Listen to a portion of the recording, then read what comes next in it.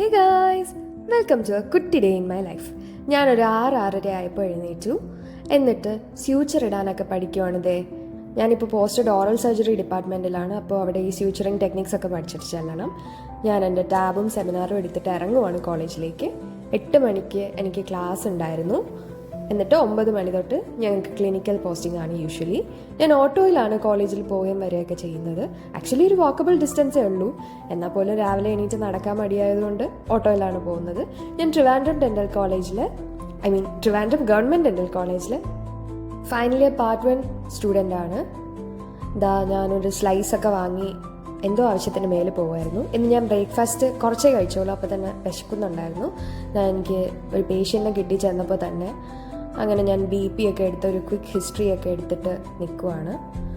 Actually എനിക്ക് in person പല്ലെടുക്കുന്ന experience ഭയങ്കര ട്രോമയാണ്.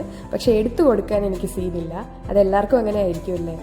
പക്ഷേ I try to be very gentle with my patients. കഴിവതും ഞാൻ അവരെ വേദനിപ്പിക്കാതെയാണ് ചെയ്യുന്നത്.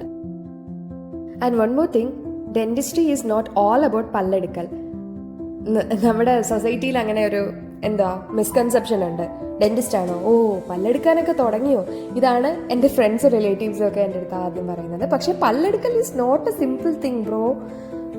ഒരു ഡെന്റിസ്റ്റിൻ്റെ രോദനമാണ് നിങ്ങൾ കേൾക്കുന്നത്.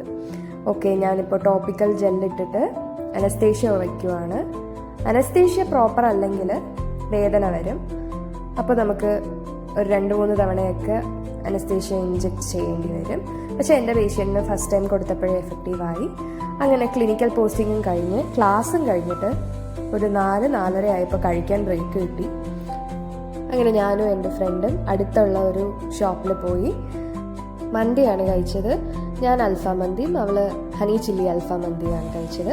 ആക്ച്വലി ഫുഡ് കഴിച്ചിട്ട് നമ്മൾ തിരിച്ചു പോകുന്ന സമയത്ത് നമ്മളെ കൊണ്ടുപോയ ഊബറിലെ ചേട്ടൻ നമ്മൾ യൂട്യൂബിനെ കുറിച്ച് സംസാരിക്കുന്നതുകൊണ്ടായിരിക്കണം പുള്ളിക്കാരൻ ഇങ്ങോട്ട് കുറേ ടിപ്സ് ആൻഡ് ട്രിക്സ് ഒക്കെ പറഞ്ഞു തന്നു റീച്ച് ആവാനൊക്കെ.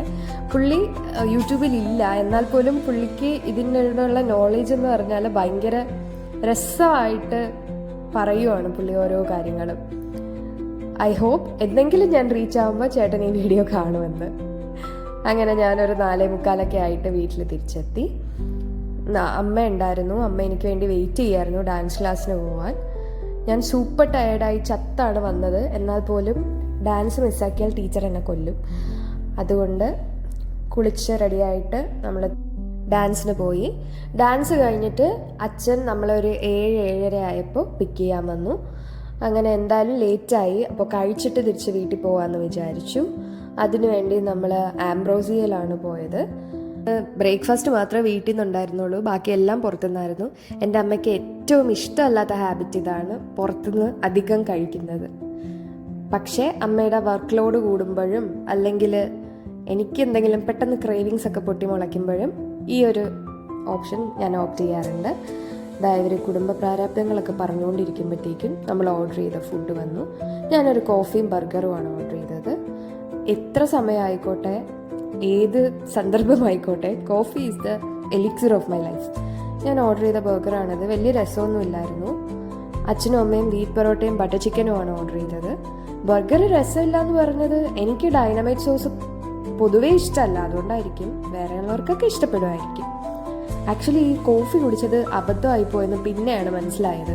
ഒരു രാത്രി 2 മണിയൊക്കെ ആയപ്പോഴും ഉറക്കം വരുന്നില്ലായിരുന്നു. കോഫി കുടിച്ച് എൻ്റെ കിക്കി തന്നെ ഇങ്ങനെ കണ്ണും മേടിച്ചിരിക്കുമായിരുന്നു. അങ്ങനെ ഫുഡൊക്കെ കഴിച്ച് ഹാപ്പി ആയിട്ട് ഞങ്ങൾ വീട്ടിൽ പോയി. അപ്പോൾ ഇന്നത്തെ വ്ലോഗ് ഇത്രയേ ഉള്ളൂ. See you in next video. Audios.